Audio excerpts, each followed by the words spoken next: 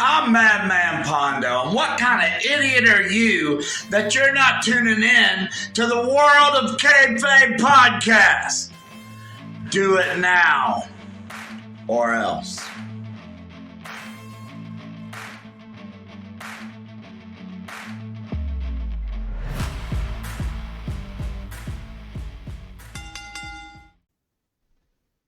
Ladies and gentlemen, welcome to a special episode of World of Kayfabe podcast, a pro wrestling podcast. I am your host, the Venomous One, Nick Venom, along with my two good friends, the Professor, the backbone of this podcast. Without him, we wouldn't make this podcast very for what it is. Shaggly Crocker, and we got Dan the Mother FMA. No, I'm joking. We got your favorite podcast, the one, the only. Dan, the mother effing man. With us tonight, we have a very special guest. This is a 2-year request, in my opinion. Since we started the podcast, this needed to happen. It's been a long time coming. We've been needing this to happen. So without further ado, making his way here, making his debut in World of Kayfabe, we have none other than the Asian Cajun, your current SEC world champion, and the man that for iron sharpens iron in a also great fatal four-way Iron Man match, we have none other than Mr. Jordan Jai. My man, welcome to the show, brother. How you doing? Thank y'all for having me, man. Hell Thank yeah, y'all. man. Of course. Man, I'm just a little tired. We hit up a show last night at the Gulf Coast Wrestling, based St. Louis, Mississippi. It was the first time for me going out there. I didn't wrestle or anything, but I checked it out. I really enjoyed it. Had a good time. Watching you guys beat the crap out of each other. So Yeah, so I heard it's like more hardcore stuff over there because we had Braxton last week. Mississippi is a little more lenient in what they can and can't do versus Louisiana. Bay St. Louis is right across the state line, so it's not a far drive. For me, it's like 3 hours, Yeah. something like that. But yeah, a few familiar faces, a few new ones. Got to see some of the guys out there that I know and we all work with already. Plus, Andreas Cachon, he's from Alabama, Mobile, real good guy. Him and Kelly Clark from Florida had a real good match. Enjoyed it, man. It was fun. Hell yeah. Hey, Nick, wasn't Big Daddy Metzger there last night too?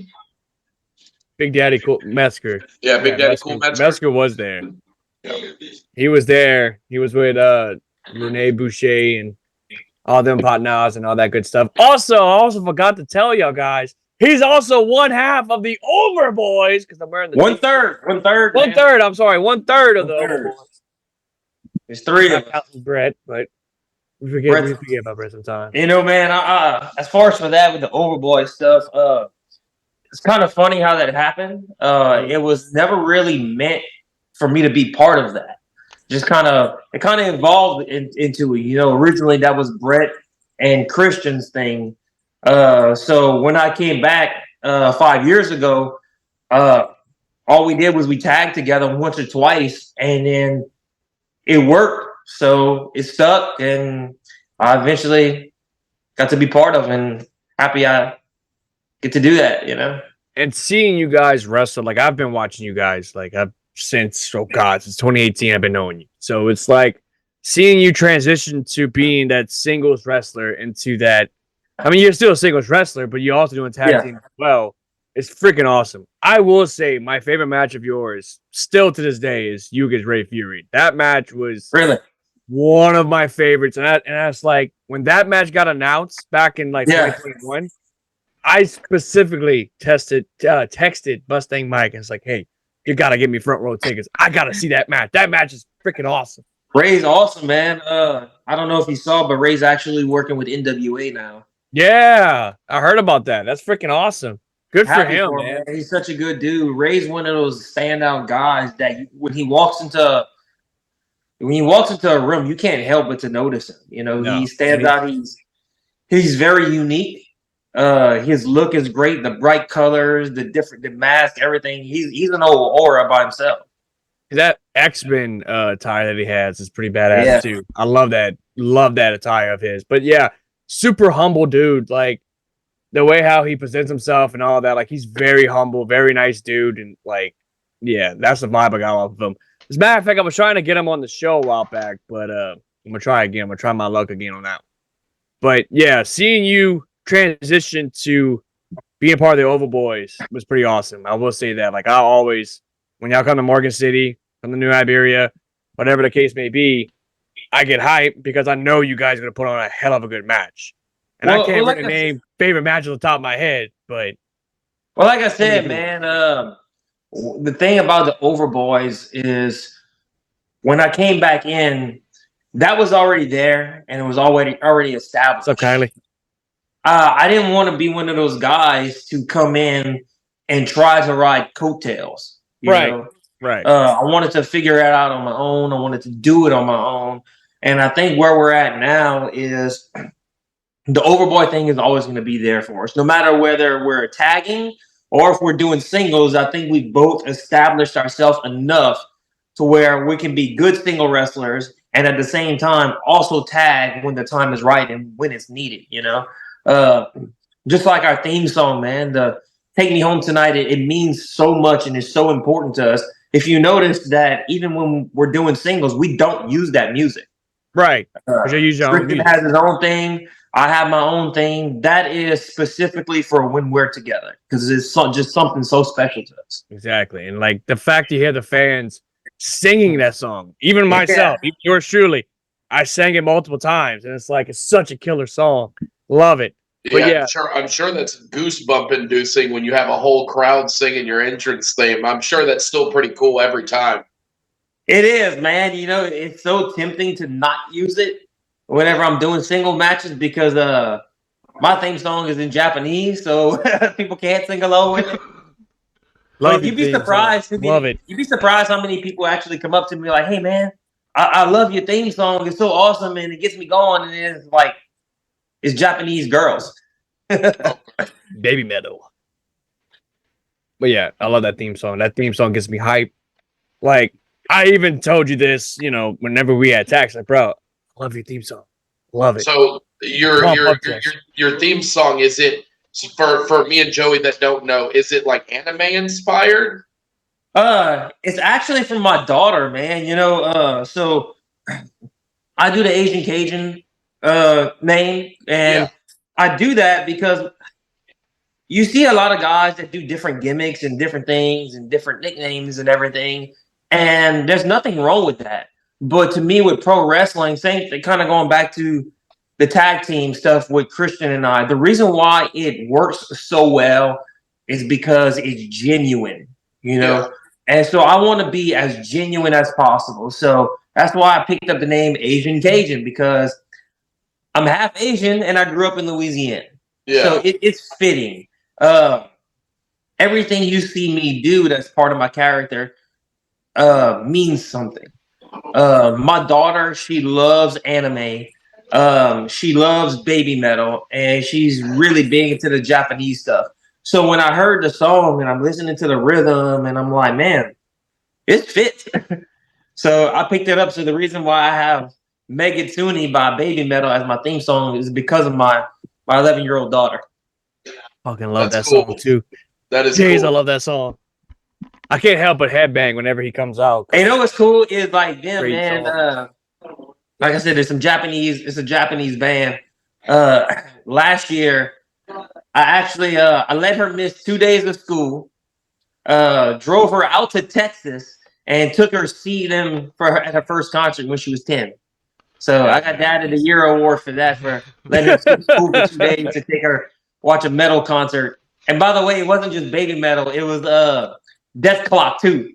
Where at Texas was it? Houston at 713 Music Hall. That's where Dan's from. That's where I live. I live in Houston. Oh, really? Yeah, it's right there. It's well, then you know where 713 is. It's right there. Oh yeah, 713 Music Hall. Yeah, that's a great venue, man. It is. It is. Never been there. Nick, you ever get the chance to go to 713 Music Hall? Dude, it's great.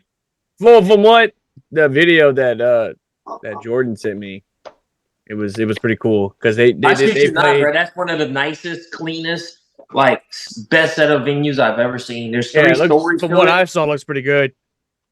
Dude, There's three stories speaking to of it, and two Japanese, sides are like tables, and you have waiters and everything. It's crazy. dude, speaking of Japanese, these things are fucking amazing, dude. Japanese pizza. Oh, but what's Dude. it called? Oh, you don't know. I don't know. It just says pizza. I don't know. Jesus They're, Christ. they're good. Well, I have like this little Asian Japanese market like 3 blocks away from my house, and me and my wife just go spend like $100 at a time on just random stuff there. So good. Jesus. Well, Jordan, let me ask you a question. Do you keep up with today's wrestling? I really try as hard as I can, but pro wrestling with me, as far as I might watch Raw or SmackDown on Hulu the next day. I'm one of those guys that typically nobody has cable television anymore. Everything's apps and subscriptions. So I'll catch some AEW highlights here and there. I'll watch Power at the gym when I'm running on the treadmill or working out or on the TV. But generally, that's about it. When I'm not wrestling and there's a pay-per-view, we'll get together. We'll have our little pay-per-view parties and stuff like that. But I keep up with it, I'll say that. Or at least try. I just don't get a chance to really sit down and watch it like I used to, Yeah. So speaking of today's wrestling, I want to give a quick shout out, bro. Scott D'Amore on the resurrection of TNA wrestling. So we've in the new TNA so far, we've only had Hard to Kill and then the newest episode of Impact. 2 thumbs up, dude. Amazing. 2 fucking thumbs up. Like I said, I haven't got a chance to sit down and watch it, but I have been seeing the hype. It's really good. It looks like they're really coming out. It's like a phoenix coming out the ground, man. Yes. Dude, Scott D'Amore's promo on Impact was so passionate about how much TNA means to him. Dude, such a great promo after the Alexander match. Yeah. Oh my God, that match was insane. My God, like I know it's this is. Go ahead, Joey. I was going to say I know it's a minor gripe, but I still can't get into that red and yellow theme. It looks like Hulk Hogan. Dude, I love it. Yeah. I'm trying not to think that. I don't like the yellow ropes, but I don't mind it. I don't mind it, but I don't like it. Yeah. It's just like, I like the logo. I will say this, and I'm a WCW mark. I love the fact that the TNA logo it's on the actually mat. On the mat. And they got the sponsors and all the bullshit as well. But we actually have the logo on the mat. Like GCW does it, Game Changer Wrestling does it. Yeah. I know they do it every now and then. They have the logo and all that stuff. But it's like the fact that we have TNA putting their logo on it, that's pretty freaking cool. You know what I mean? The setup looks very generic, but in time they'll get it. They'll upgrade it. They'll do what they gotta do. Nick, do you like the elevated ramp that they use? Yeah, I don't mind. I do too. I don't mind. Do too. When it comes to TNA, I know I'm not gonna get the WWE thing where it's 100-foot high Tron and whatever else. With TNA, this is something different. I'm not worried about how the stage looks like. I'm worried about the wrestling. I'm worried about the vibe and everything else that we got from it. And the fact that we got Nick Nemeth on there, dude, it's gonna be great. Yeah, I was surprised. I was surprised that they dropped the Dolph Ziggler name on the show. I laughed. Oh, did they really? Yeah, he said you'll never be remembered as Nick Nemeth. You'll always be Dolph Ziggler. Oh wow, I didn't catch that. But dude, I like the venue that they were in, the Palms in Las Vegas. It reminds me of a smaller Hammerstein with the balconies. That crowd was hot. Bro, I forgot about it. That's a really good. Look at it. It's a smaller Hammerstein. It looks like a Hammerstein ballroom. It really does. But yeah, Jordan, to get back to everything else. But yeah, TNA, dude, it's looking great. If you have Access TV, I highly recommend to go check it out. Well, man, I met a lot of the TNA guys when I first got into the wrestling business.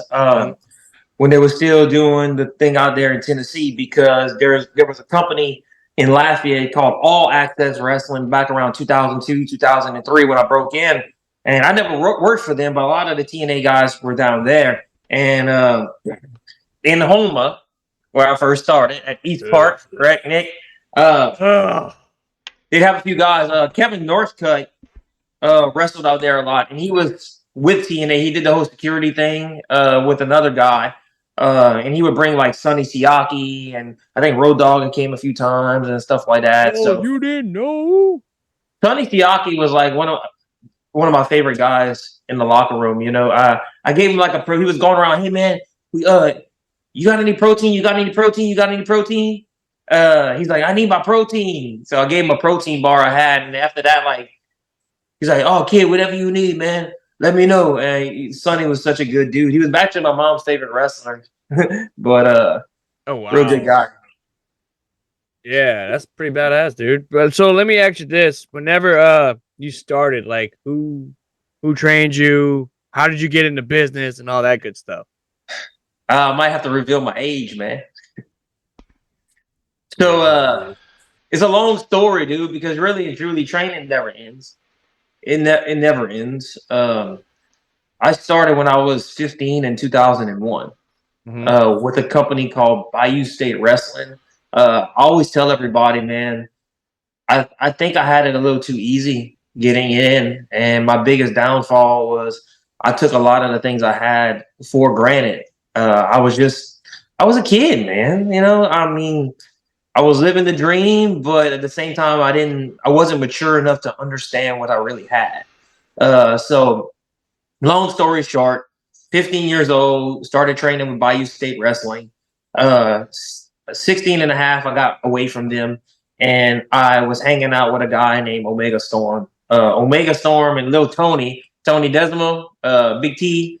Yeah. He was hanging out at the time. Even Killer Shane wasn't wrestling at the time either, but hooked up with Omega Storm when I was 16. Wrestled around with them. When I was 17, I had my first match in Cutoff, Louisiana. Guy by the name of Bronco Bob and Stan Sweetan gave me my shot. So I had a 6-minute match over there in Cutoff. After that, a month later, started wrestling in Houma consistently. And that's why that place is really special to a lot of us, because we've done so many shows there and had so many great moments. At that time, around 2003, 2004-ish, there was like John Saxon, Kevin Northcutt, Steve Anthony, a lot of those guys in that area. And a few of those took me under their wing. And that's why I said it's kind of crazy, because I'm doing all of this and I'm hanging out in the locker room with TNA guys, and I'm basically a 17-year-old kid. And I bet you're in heaven with that too. Like seeing those TNA guys, you know? I was, man, but looking back on it now, it's kind of crazy to see there's other wrestlers that are out there now who were struggling to get a spot while I had one. Right, and right. That's why I said, man, I really took what I had for granted. If there's anything I'd go back and change, it would be that. Around 05 and 06, Jazz and Rodney had left WWE at the time. Mm-hmm. They were in Church Point. They remembered me as a fan from when I was a kid. So I was training with them for about a good 2 or 3 years before they had left and gone to Arkansas. Wrestled for a few more years. Passion for it kind of went down. And life went on. And I didn't wrestle from 2010 until 2019. Oh, geez. Yeah. And I will say, like, the first time I saw you, like, you had that aura. You know what I mean? Like, I just started, at that point, it was like 2018. It was August of 2018. As a matter of fact, I remember. March. I didn't wrestle till House Party. House Party was my first match.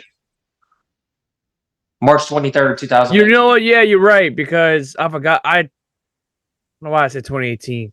But 2019, yeah, House Party. First of all, House Party, that's an event that will always hold a special place in my heart for multiple reasons. You know, the podcast, those who've watched the podcast, they know exactly what I'm talking about. But that show will hold a special place. And I was actually there that night, and I almost didn't go, but I'm glad I did, because it was definitely it was a fun night. Bro, it was standing room only. What it was, like, it was insane. Bob, like, shout out to beautiful Bobby. The man sold over 500 tickets. Like, it was the biggest. The biggest APW show they've ever had. The biggest. It is literally the biggest show they've ever had. And to be honest, I may throw shade at them, but I don't think they'll ever reach that again. I really don't. I don't think they'll ever reach. Now, they might prove me wrong and be like, hey, we got you. We're gonna do 1,000 people, but either way, I wish them nothing but the best. I'm not a boastful person, man, and I say that all the time, but I like to think that I might have had something to do with that. Yeah, but Well, APW, man, I'll always be grateful for that, what they did for me. Because Bobby and all of them, they told me if I ever needed anything, I was ready to come back, let them know. And I did. And it was in my hometown. And truth be told, that was only supposed to be one match, Nick. Really? I was supposed to have one match, and that was it. One and done. This run, these last 5 years, this was not planned at all. Wow. I didn't even know that. That's a World of Kayfabe first right there. So, Jesus. Well, what happened was I got you look so good in the ring, though, And they were like, hey, man, I heard you wrestling again. Yeah. Well, we're doing this show. You want to come do this one more time? I'm like, I guess. And then after that, it was just boom, boom, boom, rest boom, is history. Boom. Yeah. But yeah. It's like the man, you got a lot of great talent. I will definitely say that. You got killer talent. You got a fan out of me, which I'm a heel. But it is what it is, because I know. But we appreciate your support, man, and everything you do. So, and I mean, the last 6 years have been incredible. From going to my first GSW show in New Iberia to now, like we just had the GSW show in New Iberia, like about a couple weeks ago, or last Saturday, as a matter of fact, and it's just to see that to what it is now, dude. I expect nothing but the best out of GSW. Because they put on a hell of a good show. Y'all put on a hell of a good show last Saturday. I expect nothing less out of y'all, especially with the Oval Boys. Maybe some GSW tag belts. Maybe. Yeah, like I tell Nick, I told him this year I plan on making the trip out to where he's at to go to a 225 show. I've seen a couple of your matches on 225 Unleashed, and I've really enjoyed it. I've really enjoyed watching you, and I hope to see you in person one day. Yeah, we've been going to Texas a little bit. I wrestled in Houston once, like 2 years ago. We've been going around the Dallas area a lot lately, working with Texas style wrestling. Yeah, I'm going to my first Texas All-Star Wrestling show, not this upcoming Saturday, but the following Sunday or Saturday after Royal Rumble. Yeah, they have a lot of good guys out there too, like Galactica and Nate Bradley and all of them. Yes, well, speaking of Nate Bradley, hopefully I can run into him because I know he's the heavyweight champ right now. Yeah. And I want to run into him to ask him if he could be on our podcast. I'd love to have him on. So, Nate, I've only met him once, and I met him when I wrestled. But he's actually originally a Louisiana guy that ended up moving to Texas, and the dude's talented as hell. Yeah. Dude's athletic. He can move. I see him deadlifting 300-400 pounds. Jesus. I wrestled him at the Premier Arena in Houston. Yeah, Houston Premier Arena. Yes. Yeah. I got my fan on. Dan, you've been to WrestleMania, right? Who, me? Yeah. No, I've only been to Rumble, man. Oh, well, you went to a WWE pay-per-view before you went to an indie show. That's kind of bizarre to me. Yeah. Well, yeah. I mean, I did it was too. just an unfortunate set of circumstances. I've always wanted to go to an indie show and never got the chance to. Oh, okay. I actually been to Raw before I went to an indie show. So, like, I went to Raw in 2017, and then I did GSW in 2018. Yeah. So, yeah. I've been to WWF shows. I've been to WCW shows, but never an independent show. I don't know if my first show would be considered indie or not because it was so long ago. It might have been considered territorial. Where was it? It was in Iberia, man. Actually, my hometown. It was February 11th, 1997. Okay. Yeah. Now, if you don't mind me asking, how old were you at the time? I was 11. Okay. So You're about my age. Okay. first thing I did when I walked through the door, I hear this like old raspy voice. Oh yeah, autograph! Come autograph! It was a Junkyard Dog. Oh wow.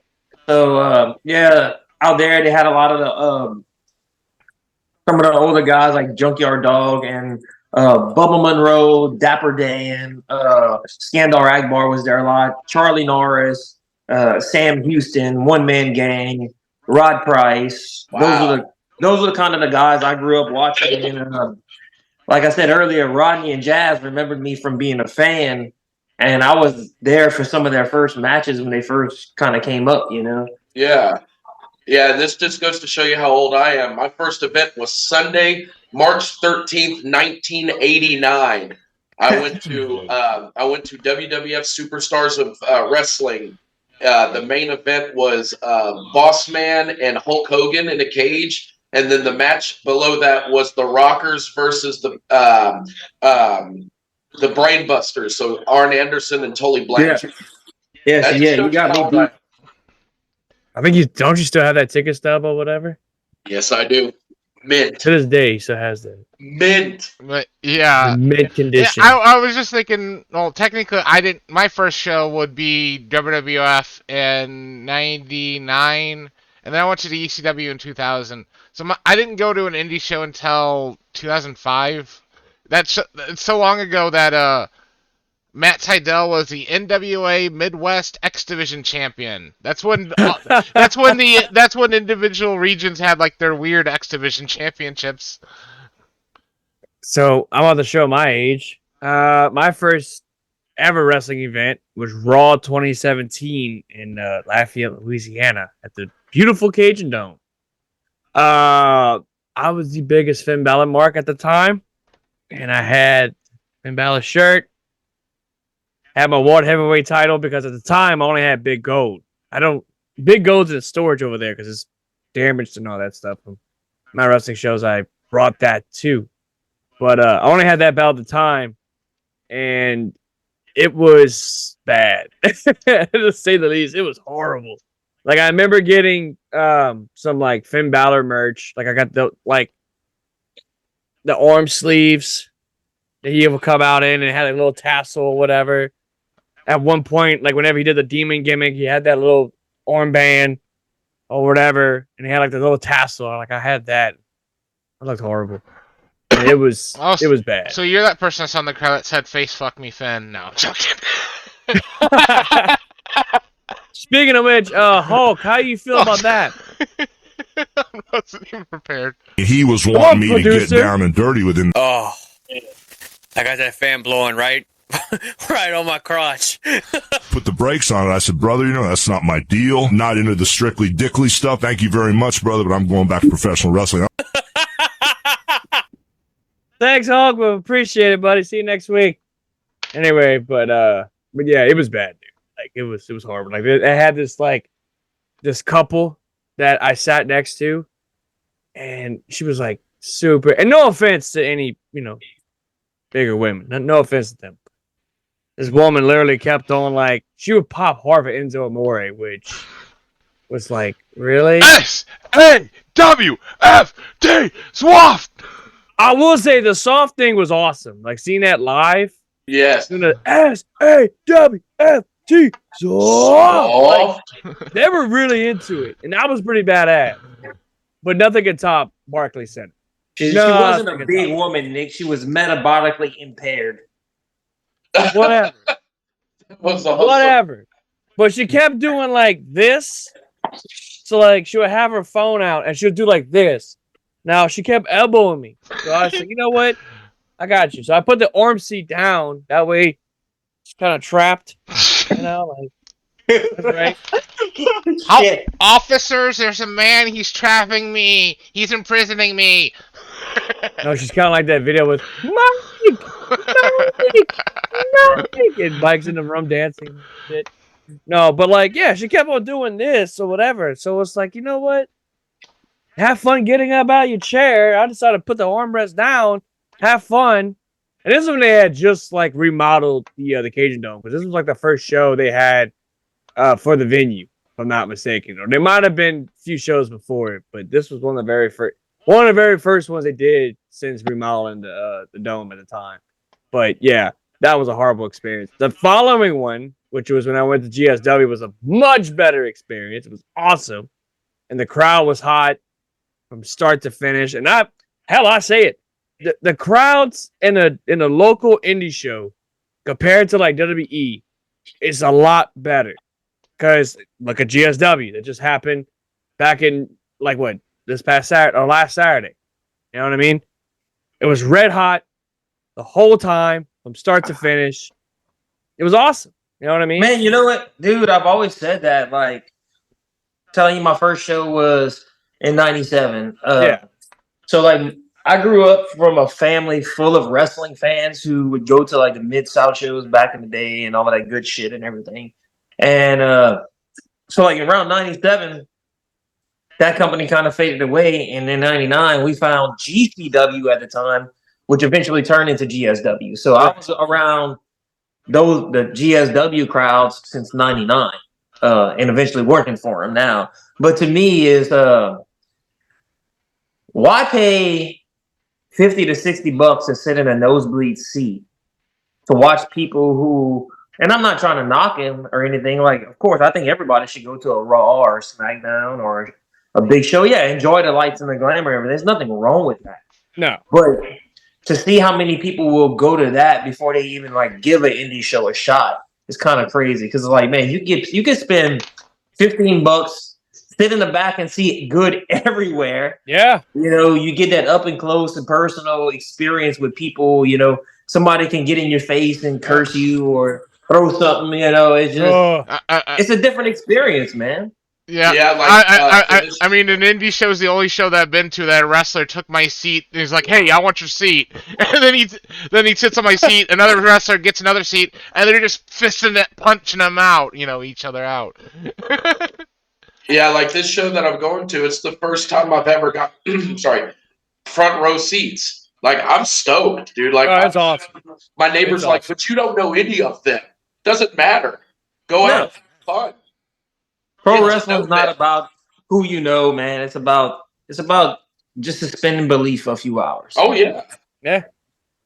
You know, and then chant really loud too. Dude, I could tell you some stories about some of the shit we've done and some of the shit we've seen. Like, Louisiana has calmed down a lot. Not at our fault. Not that we want to. But like, Stan Sweetan used to piss the people off so bad. You know how people usually wet their hair or have a spray bottle before they walk out. Like, I remember him coming out, and they would call him the water boy, but he'd always have a bottle of water. And he would stand with his back against the ropes, and when they would announce Stan the Man Sweetan, he'd just throw his arms up and he'd drench the crowd with water, and they would be so fucking pissed. Oh yeah. I want somebody to get in my face and scream at me. Oh, you'll be like that. You'll get that. And I actually heard some complaints in New Iberia because some of the fans were actually being told to sit down. Yep. But yeah, you'll get that, Dan. I've directly been pointed out by a wrestler before, just going off on me. Dude, I want like a Bubba Ray Dudley Heat Wave '98 situation. Oh shit. But no, man, like I was saying earlier, part of going to an indie show and what was always fun for me growing up is you would get in the face of the wrestlers. They would, now give or take, nobody ever touched anybody or did anything actually physically harm them, but get in their face. And then the New Iberia show, I was hearing complaints from the fans that a few of the security guys were telling them you need to sit down and be quiet. What? Yeah, I have been to an indie show that a grandma was using her cane on a wrestler. She's hitting him, and the wrestler just had to eventually go, "Stop it!" So, dude, like, just to kind of give you an example how things changed so much, we had a guy that used to wrestle for GFW a long time ago, and the shit he would say, bro, like we still say stories about it. Like he would go up to a 10-year-old kid with their parents, get on the microphone, and it would tell this child, if your mama would have loved your daddy, she would have swallowed you. Oh my God! He would go up to big ladies and tell you, "You look like a fucking can of busted biscuits." He told one guy, "You so black every time you get in your car, your oil light gets on." He go up to a kid and just snatch the hamburger out of their hands and start eating it. That's a heel right there, bro. Dude, that's like MJF levels of Mark. I wouldn't even say that's Dominic Mysterio levels of heat. It was good times. Metzger has entered the building. I mean, Lord Metzger came into the chat. Rey Mysterio was the shit father. He was a shit father. You know, that poor Dominic. I recently just saw a picture of Conan with hair. He looks a lot more like Dominic than Ray does. Really? Yeah. Conan could be his actual name. The story unfolds more. You know, man, like I was saying, I'm not saying a fan or a wrestler should get physical with each other, but I miss like seeing that heat to where like the cops would have to come get him. Yeah. It was great. I will say this. So GSW in 2018, right? It was in New Iberia. Okay. I remember this very, very well. This is how I met Killer Shane, right? Coming out with Cajun Outlaws. They were a heel at the time. So me being me, because you know my energy is roof. I looked at Shane and I kept doing this to him. Like, hey, suck it! You know what I mean? With the belts my head. Like, hey, suck it! Or whatever. And he saw me and just being, okay, whatever. After the match, or like towards the end of the match, he goes up to me. He's like, "Hey, suck it!" And they won. That's not the crazy part. The crazy part is there was a guy. This is before I started sitting in front row. There was a guy like right behind me, right? Bust up with it. Now, keep in mind, Killer Shane's freaking big. He's a big boy. Oh man, I'm gonna take him out back. I'm gonna beat his ass. And I mean, dude, it's like, what you planning on doing? You gonna do what? Dude, that dude's gonna put your face in, bro. Like, yeah. Like, it was pretty intense because it got to the point, I think he had tried to get Shane's attention or whatever, and it almost got pretty physical. And I was just like, holy shit, this is intense, man. Holy crap. I'm gonna start going to these shows. This is awesome. You know, so I miss that type of stuff. But there is a certain fan, and I'm not gonna say her name on here, but you know exactly who I'm talking about. She will get loud, especially at the heels, and she'll just take it to the heart. And it's like, bro, that's great though. I love that. That's awesome. It's great. Why are you going? Hey, that's why I'm kind of nervous. Why are you going after? I said, why are you going after Kylie? I'm joking. No, not Kylie. I'm joking. No, but there is this one person at the shows. Again, I'm not going to say her name, but Jordan knows exactly who I'm talking about. She'll sit like in the back or towards the back, whatever. And I mean, if the heel just goes up to her, like I know for a fact this happened in Berwick. One of the wrestlers went up to her and said, "Go to hell," and boy, she got pissed. And I'm just like, man, this is great. And then like, her husband was like, "Oh, I'm gonna go fight. I'm gonna go kick his ass." It's like, I love that shit though, man. And like I said, you don't really get that many people that get that kind of heat anymore.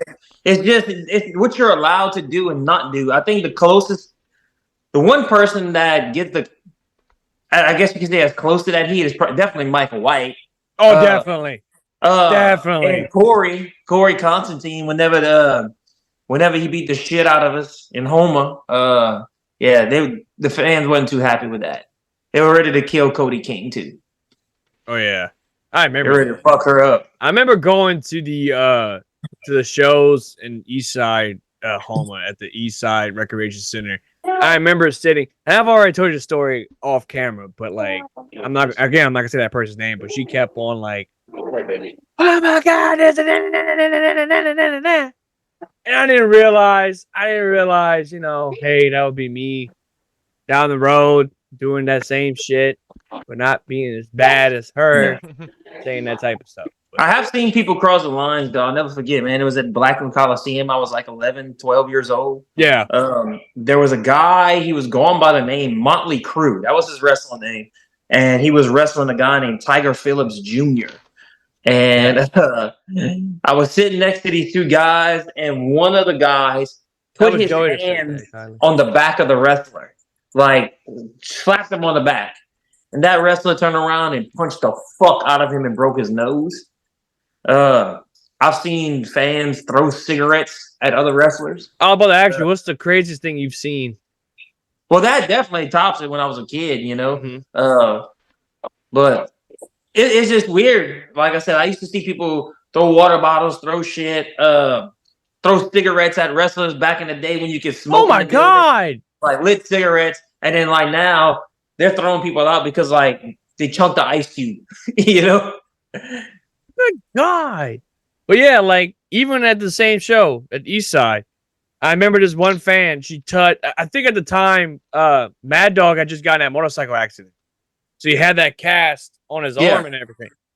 So she goes to touch his arm, and I don't know if this was the right thing that he said, but I can read the lips. He said, "Oh, I'm about to punch that fucking bitch." You know what I mean? And it's just like, holy shit! Like this is insane. Now, keep in mind my personal feelings about Eastside Homa. Yes, I hate Eastside Homa. It's horrible. But at the same token, this was by far one of the more crazier shows, and it's not because of the branding, or it's not because of the production or anything like that. It's the people over there. They're pretty fucking crazy in Homa. They really are. You know what I mean? Like I just left there last night, as a matter of fact. Just got back home. A lie. Just got back home this morning. You know what I mean? Yeah, I love that place though, man. So much history just in that one building. I wish you would get over your shit and actually go. Jim Cornette has said that Homa is horrible. Yeah.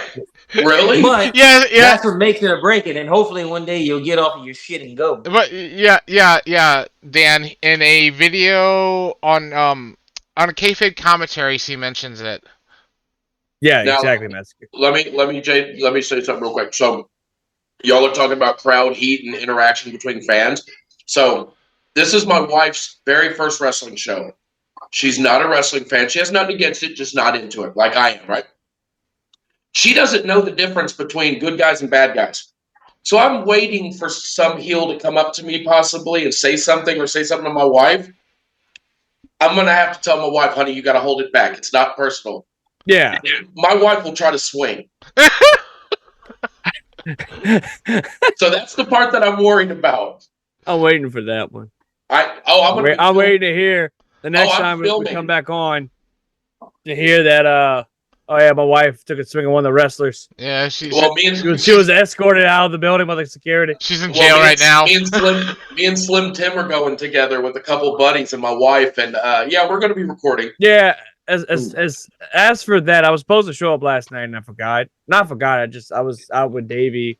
We went hang out and all that stuff, and it was pretty cool. It's pretty cool to see Davey because I haven't seen Davey since I think last year. I haven't seen him. Did you guys go out to go get ice cream cones? No. McDonald's ice cream machine wasn't working. No. So anyways, man, yeah, so anyway. Iron Man match. What you thinking about it? How you feel about it? How I feel? Yeah. I'm gonna be there for one. Because we're on Kayfabe representing. Because we're sponsoring the show. Thank you. How I feel about it. Exactly. How do I feel? This is something groundbreaking. I will definitely say that. This is absolutely something groundbreaking. It's never been done, right? It's never been done. And I was going to get to that. I was actually going to get to that in a little bit. But yeah, I think it's going to be great to see 4 of the very best go at it. I mean, you got you, for example. I mean, what can I say has already have been said about you? You know what I mean? You're absolutely amazing. I think you can go the distance. And by the way, before I move on, I want to point out you did a promo the other day of you running on the side of the road. I almost commented and said you had a big lob of spit on your mouth. I did. That shit was funny. Dude, I'm running outside. The wind's like 20, 25 miles an hour. Yeah. It's 45 degrees. It wasn't fun. I was going to comment, hey, man, wipe the spit out of your mouth. But I was like, nah, I'm going to let him deal with that. Yeah, you go You go run 8-10 miles out in the traffic when the winds blow and Where was that at? Was it 90? No, that was on Shawnee Metairie in Youngsville. Oh, okay. Let's see what, because I was in Lafayette that day, as a matter of fact. That day, I was actually on my way to WCC Furniture because I just got me brand new furniture. I got you. I got me a sectional and a recliner. But yeah, man, that's what I do, dude. I am hyped, though. I'm very hyped to see this match go down. It's a challenge, man. It's gonna be a challenge. It really is. Next Saturday. Next Saturday. No. 2 we weeks. got the next. Yeah, I'm sorry. Like I said, man, it's gonna be a challenge, dude. I don't know. 60 minutes. It's a long time. Oh, yeah. I think we're gonna get this. I think it's gonna be great. But I got my little brother in there with me. So the competition's definitely gonna be there. Wes is basically a loose cannon. He's fucking dangerous. And Vlad, you can't deny that he's probably one of the best big men around. Definitely. 100%. Can't deny that. Will this be one of your longest matches? Oh, it's gonna be my longest. Yeah, I was just wondering if you've ever gone longer than 60. Yeah. Yeah, man. So Easy, the way Ric Flair. into it is Braxton Hunter came that close to beating me about 2 months ago. We actually went 20 minutes. It was a 20-minute draw. So that's kind of what led up to the Iron Man. Is the fact we've been in this fucking crazy love triangle about my title between Vlad and Wes, and then Braxton winning the Mayor's Cup, and he won the shot, which he deserved. And basically the way the match ended was it was a draw.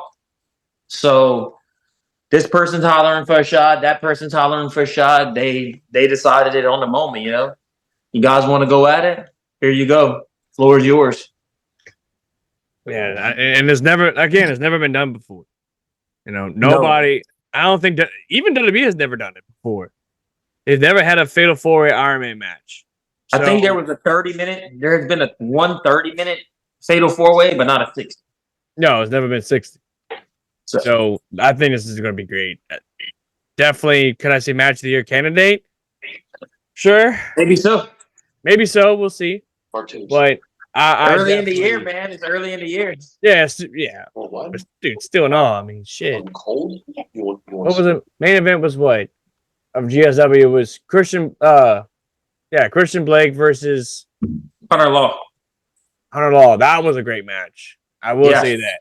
Hell, even Braxton's match with Vlad was really good too. Yeah, ended up with him knocking down, like he ended up passed out and everything. Like that was to add the drama. Right. You know what I mean? Well, I guess that's one advantage I'm gonna have going into this is those guys been beating the crap out of each other for the last couple of weeks going into the match. So and meanwhile you doing Van Damme workouts and everything. You gotta push it, dude. Like that's what it's all about. Let me ask you this. How is doing the Van Damme workout? Because few people can master it. Even Rob Van Dam can master it. Hard as shit, okay? Because for one, I got bow legs, so that doesn't help me. That's working against me. Just to be able to get up off the ground and balance yourself is very, very hard. I could put my feet on 2 benches, my hands on my knees, and kind of brace myself and hold myself up for about 30 seconds. But taking your hands off and like your whole upper body weight is just coming down on your crotch area. Right. And it feels like your hips are about to pop out of your pelvis. So adding weight on top of that is not easy. But like same thing with I'm a very goal-oriented person. Not to say that I want to be a Guinness guy. It's just I like kind of pushing the limits. I like topping it to see what can I do next. When I run, I know I can run this long. How much longer can I run next time? Right. Same thing. That's why I decided I was like, man, let me see, just try it once and see what happens. And it's kind of been in my mind like I want to see how far I can push it, how much weight I can actually get up there. Mm-hmm. I'm not gonna say it'll happen right away or it's easy, but I mean, I really want to see how far I can push it. Hell yeah. Hell yeah. And what is your goal of this year? Besides winning the Iron Man match. Really, dude, my goal since in anything is just be better than I was yesterday. That's it. You know, my wrestling run, be better than I was 10 years ago when I quit. It's all it's ever been about. And who is your dream opponent? My dream opponent, there's two ways I'm going to retire, man. I'm going to retire when when for one, I either get too old or I wrestle Jeff Hardy. Whoa, so okay. somebody needs to book it so I can quit. And there's another guy. You might have heard of him. You might have not. He's probably not going to listen to it, but I'm going to screenshot it and send it to his ass. His name's Matt Johnson. Yeah. He was one of the guys I came up with growing up. Very, very talented guy. He was a natural. He was under WWE development for a little while in the OVW days, and he's always tossed the idea around. And he's just one of my friends I've never got to wrestle. So that's another one. And finally, what is your favorite match that you've ever had since being back in wrestling? It's hard to say, man. Can I say singles, tags, or whatever? It don't matter. I can pick one. Okay. Again, it don't matter. You can pick 1, 2. It don't matter. We'll do singles and then tag team. How's that? All right. There you go. Tag wise, I will say probably us versus Disobey. Yeah. It wasn't, and that was actually a match we lost. It was my favorite tag match, not because we lost it, but I was proud of the reaction that we were able to create once it was all. Correct me if I'm wrong. That wasn't in Generate, right? That was in Platinum. Okay. So the stipulation was if we lost, we could no longer be a tag team in Pro Wrestling 225. So we were not a tag team. It was a forced breakup, and we were not allowed to tag in 225 for over a year. Wow. And that was a bummer. And it was just when that happened, when we lost, when the stipulation came in, it was just shit. We're done, you know. So tag wise, it was a good one. Singles wise, man, I had a lot of good ones. 225 just gave me a Vlad match of the year, and it's definitely one of my favorites. Yeah.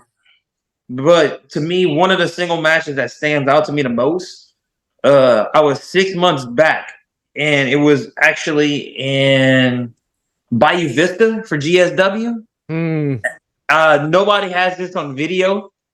I wish I got a few pictures, but it was me and Lucha Lacora. Ooh, I think wasn't that the night that David Silver retired? Yes, I remember that match.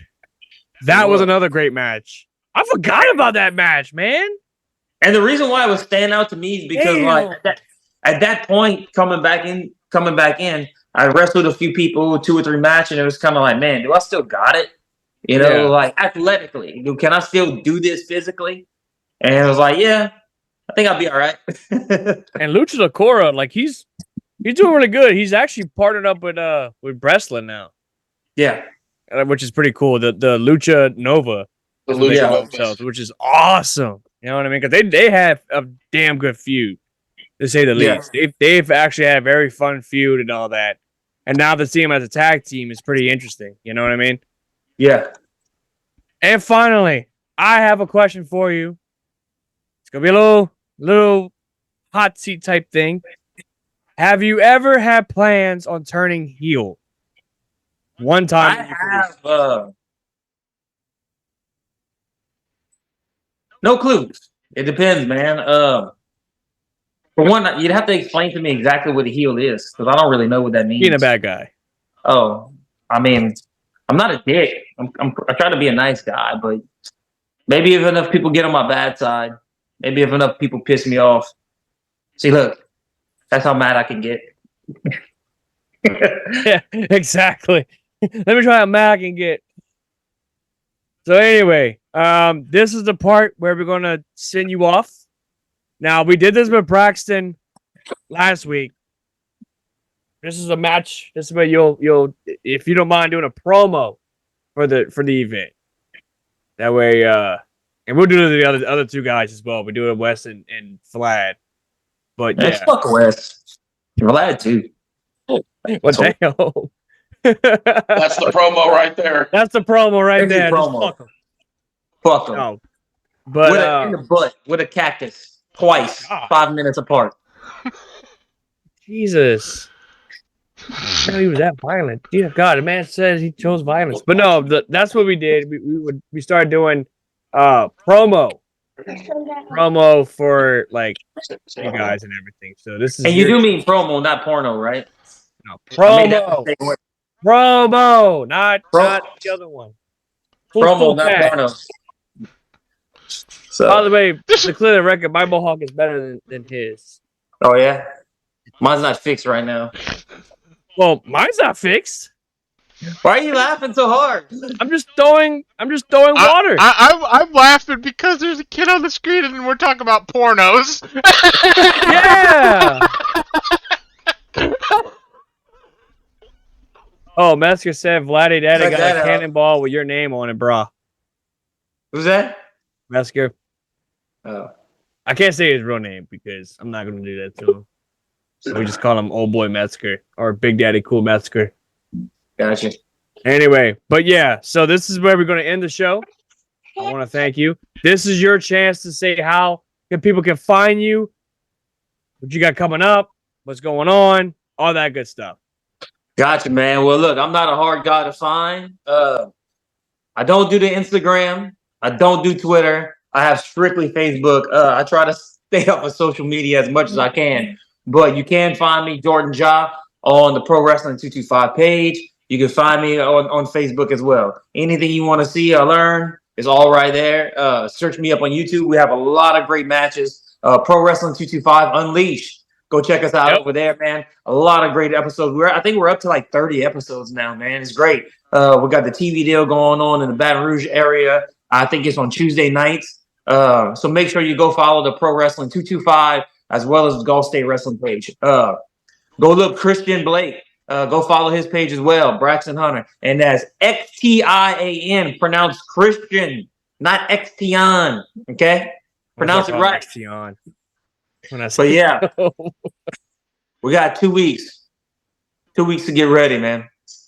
So Braxton and Vlad and Wes, I hope y'all doing everything y'all can, man. Because look, I didn't wait for this match to be announced to get ready. See, dude, I live it, man. I stay prepared. I'm always ready. There's a reason why Wes has never pinned me. There's a reason why Brax couldn't get the job done at Fright Night. And there's a reason why I took that same belt off of Koloff's big ass. February 3rd, we're going to have the very first Iron Man 4-way match. Dude, you're looking at the very first Laotian professional wrestler in the world. I was the youngest guy to ever hold a wrestling title in the state of Louisiana. I was 17 years old. Yeah. History ain't nothing for me. It's all going to happen again February 3rd. So come out, Denham Springs, North Park, Pro Wrestling 225. We'll see y'all there. Gonna be game over. Damn! My man said he's always ready. And with that, ladies and gentlemen, that concludes our show. I want to thank Jordan Jive for being a part of this show. If you like what you see, please head on over to youtube.com/What a Kayfabe Podcast. Make sure you hit the follow button. Also, turn on your notification bell. That way you don't miss any of our content when we upload a video. Again, follow us on Twitch. We're at 30 followers. We're on the road to 50 that we can be affiliated, which we probably won't, but it is what it is. Also, check me out. Possibly Dan as well. We'll be at Water Kayfabe. Take two. We'll be at Pro Wrestling 225. Iron Sharpens Iron. February 3rd. I can't wait to be a part of it. Show me your shirt, Nick. Show me your shirt. And also get the shirt. Get the t-shirt. So buy the shirt. Right there. Buy that shirt. I was going to buy the other one, but I was like, yeah, I'm going to buy my shit. Buy my shit. Buy the shirt. Buy the shirt. And also follow us on all social media platforms as well. We're literally one episode away, guys. One episode away from episode 100, guys. Next week, we're going to have Wes Warren on the show, which that's going to be a very interesting episode, to say the least. And then finally, we'll end it with the Vladdy Daddy himself. So with that being said, Jordan, I want to thank you for being part of the show. Can't wait to see you. Can't wait to say that my mohawk's better than yours in person. Yours is and with that, ladies and gentlemen, yours is crooked. Don't say that. Tell me he did not just say that. Tell me he did not just say that. It's slightly to the right. Anyway, with that being said, this is the Venomous One, Nick Venom, along with my two good friends, Sagaley Crocker and Dan the mother effing man, and the one, the only, fuck you, Besker, the one, the only Jordan Jai, and we are out of here. My mohawk's not crooked, so see y'all later. Peace outside. Later. Gentlemen, as you know, the Ultimate Warrior. Fuck it. It's publicly stated that, damn it, who put that up? Is that $200 an hour? That's all. Oh, me gusta.